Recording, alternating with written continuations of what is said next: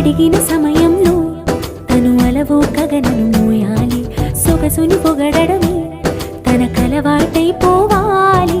పనులను పంచుకుని మనసుంటే ఇంకేం కావాలి. అలకని తెలుసుకుని అందంగా బతిమాలాలి. కోరికేదైనా గాని తీర్చి తీరాలని